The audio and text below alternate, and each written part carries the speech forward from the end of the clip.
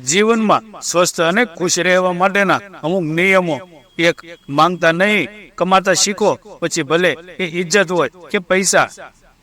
2. આજકાલ થોડું સંભાળીને રહેવું જોઈએ, કેમ કે લોકો ખુશીઓ છીનવીને ખુશ રહેવાની દુઆ કરતા હોય છે. 3. કિસ્મત ખરાબ છે એમ કહીને રોતા રહેવાથી કંઈ નહીં થાય. દરેક માણસને એટલું જ મળે છે જેટલી તે કોશિશ કરે છે. 4. ચિંતામાં રહેવાથી કોઈ પણ મુશ્કેલનું સમાધાન નથી થતું. સમાધાન કરવા માટે કંઈક ને કંઈક કરવું પડે છે. 5. જિંદગીમાં આપણે એટલા માટે આગળ નથી વધી શકતા કેમ કે આપણે એમ વિચારીએ છીએ કે લોકો શું કહે છે.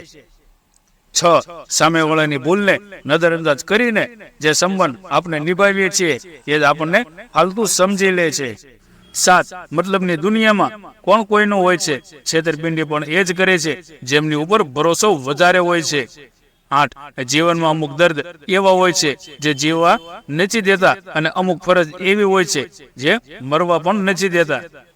9. ક્યારેક મનને મનાવી લેવું પણ વધારે સારું, કેમ કે આપણી જીદ આપણને ખુશી નથી આપતી.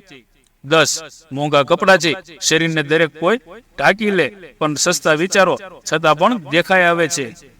11. જે તમારા હાથમાં નથી જો એની આશા કરશો તો જિંદગી નર્ક બની જશે. 12. માણસ વધારે કામ કરવાથી સફળ નથી થતો, પણ સાચી રીતે કામ કરવાથી સફળ થાય છે. 13. જે ગુસ્સો કરીને છોડીને ચાલ્યા જાય એ પાછા આવી શકે છે, પણ જે હસતા હસતા છોડીને ચાલ્યા જાય એ ક્યારેય પાછા નથી આવતા. 14. ડર લાગે છે હવે સંબંધોથી પણ, કેમ કે લોકો થોડું આપીને ઘણું વધારે લઈ પણ જાય છે. 15. જ્યારે દુનિયા તમારો હાથ છોડી દે ત્યારે ભગવાન તમારો હાથ છોડી દે છે. 16. રૂપિયા ભલે ગમે એટલા પડી જાય પણ ક્યારેક એટલા નીચે પડતા જેટલા રૂપિયા માટે લોકો નીચે પડી જતા હોય છે. 17. આજના જમાનામાં બધું જ મોંઘું થઈ ગયું છે, બસ ખાલી એક માણસ જ છે જે વધારે સસ્તા થઈ ગયા છે.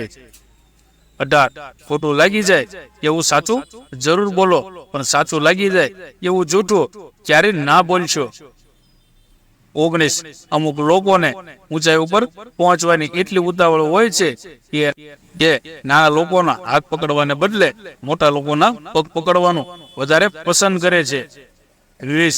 એ ભૂલ વધારે દુઃખ આપે છે જેની માફી માંગવાનો સમય નીકળી ગયો હોય. બસ ખાલી એક જ ભૂલની વાર છે, પછી લોકો ભૂલી જશે કે પહેલા તમે કેટલા સારા હતા. અને ઘમંડી માણસનો કોઈ ભગવાન નથી હોતા, ઈર્ષાળુ માણસના કોઈ પાડોશી નથી હોતા, અને ક્રોધી માણસનો કોઈ મિત્ર નથી હોતા. તો મિત્ર, કેવી લાગી તમને આ વાત એ કમેન્ટ કરીને જરૂર જણાવજો.